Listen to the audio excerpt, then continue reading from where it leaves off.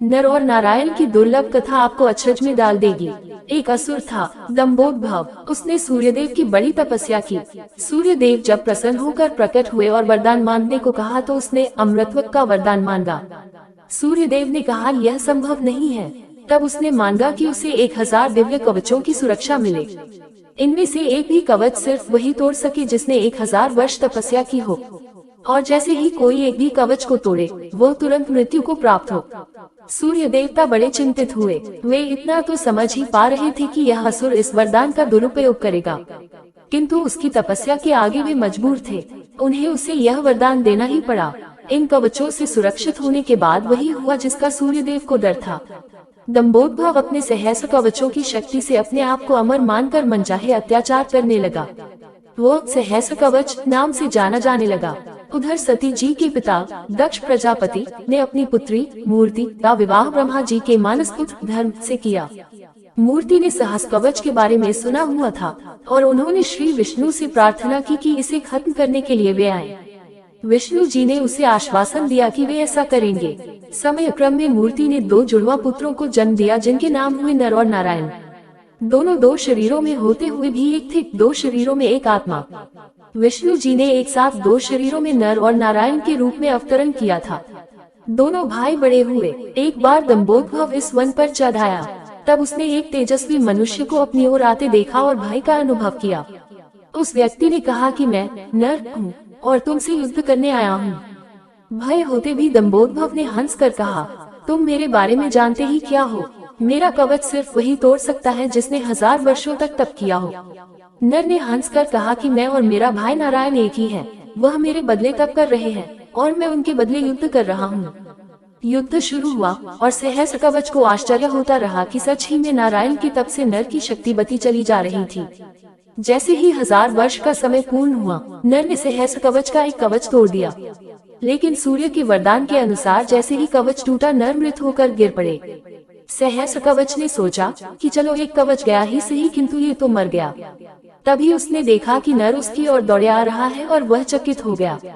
अभी ही तो उसके सामने नर की मृत्यु हुई थी और अभी ही यही जीवित हो मेरी ओर कैसे दौड़ा आ रहा है।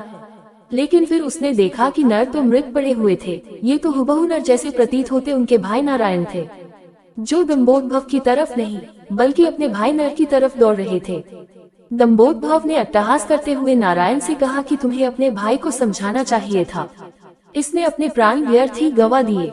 नारायण शांतिपूर्वक मुस्कुराए। उन्होंने नर के पास बैठकर कोई मंत्र पढ़ा और चमत्कारिक रूप से नर उठ बैठे।